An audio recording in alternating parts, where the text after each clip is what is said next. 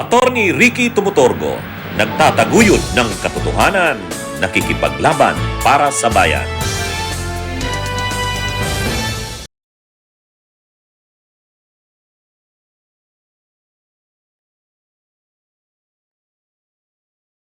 Ayan, mga kabunyog, mga kababayan, magandang araw po sa inyong lahat. Welcome po sa isa na namang episode ng talakayan natin dito po sa Attorney Ricky Tumutorgo YouTube channel natin.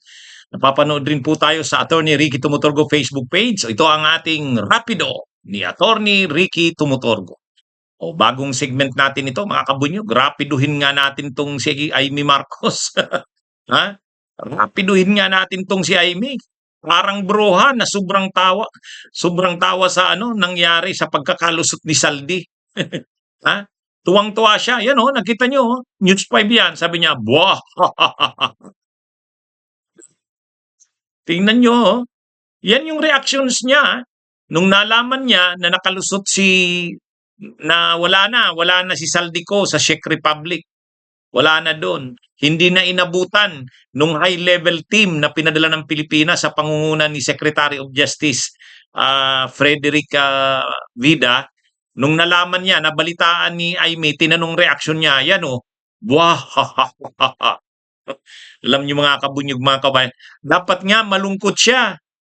Dapat malungkot siya. Unang-una, syempre, naiinsulto na yung gobyerno ng kapatid niya. Naiinsulto na. Sobra na nga ang iniinsulto yung kapatid niya. Tapos ganyan, tatawanan niya pa. Isa pa, natutuwa ba siya? Dito nire-reveal niya Hayag-hayagan na pinapakita niya na natutuwa siya na hindi na aresto ay hindi inabutan si Saldico. At mahihirapan na naman ang gobyerno na ibalik ito sa bansa. Tuwang-tuwa siya. Kaya itong mga itong mga pro-Duterteing ito, kasama na itong si Amy Marcos, kala ko ba gusto nilang mapanagot ang lahat ng sangkot sa korupsyon? Sangkot sa korupsyon si Saldico. Bakit natutuwa siya ngayon na nakalusot?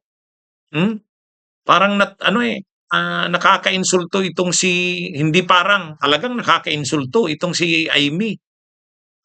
Ang tawa niya na yan na parang bruha, ay iniinsulto niya yung gobyerno, administrasyon ng kapatid niya. At natutuwa siya na hindi mapapauwi sa bansa si Saldico. Imaginein mo yan. Kasi ang tawa niya, actually, hindi po yan fake news, News 5 yan. Buwahaha daw. Ewan ko. Ako nga, hindi ako loyalista ng Marcos. Hindi ako loyalista. Pero nalulungkot ako na hindi inabutan si Saldico doon. Kasi mapapahiya ang gobyerno, ang administrasyon ni Pangulong Marcos.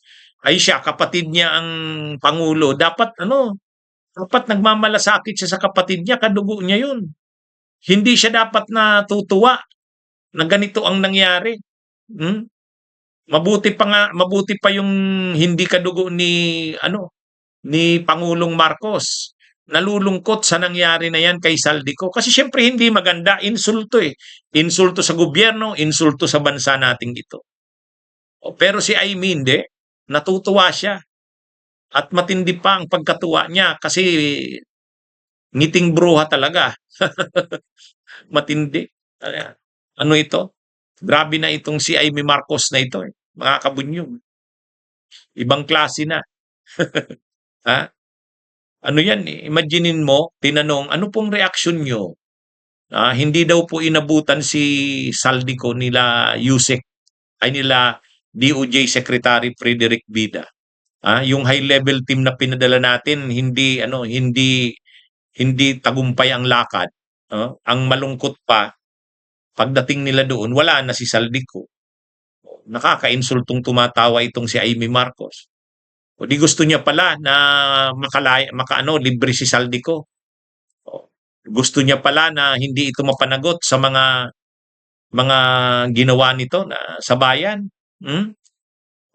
Ano yan tsaka hindi maganda yan. Senador ka, natutuwa ka sa ganun?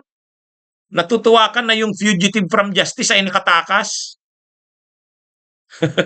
Nakalusot. O, natutuwa ka? Tama bang attitude yan ng isang senador? O, dapat nito, isailalim din ito sa Ethics Committee.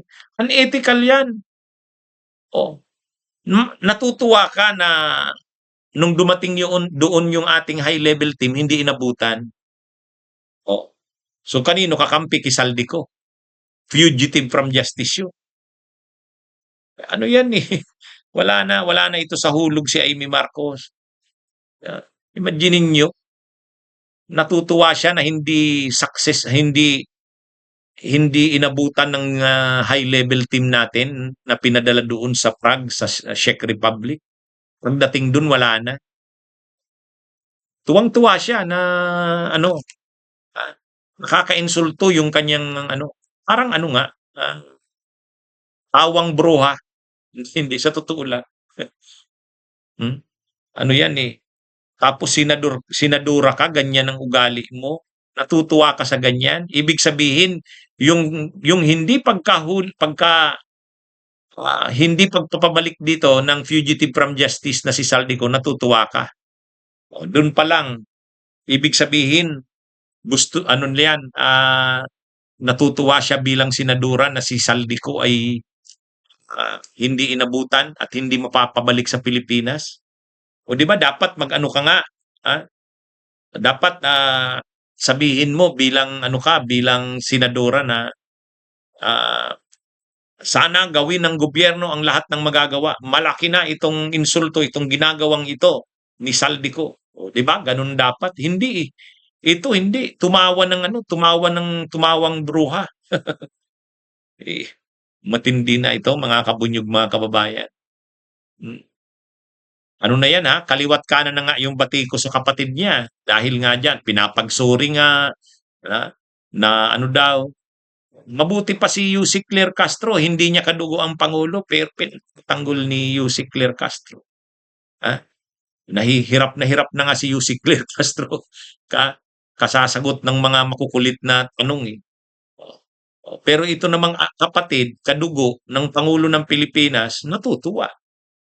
Natutuwa na iniinsulto yung kapatid niya.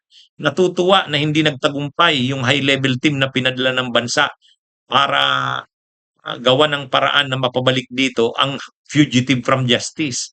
Senadora ka, natutuwa ka na nakalusot yung fugitive from justice. Unethical yan bilang senador. Hindi tama na ugali yan ng isang senador.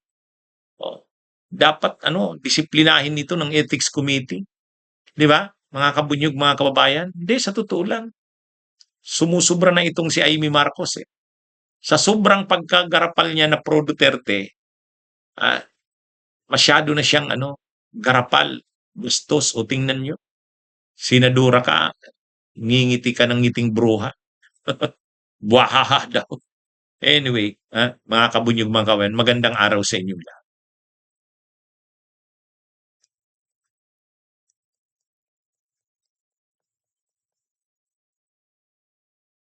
Bunyog, bunyog, halikan na kasama ka.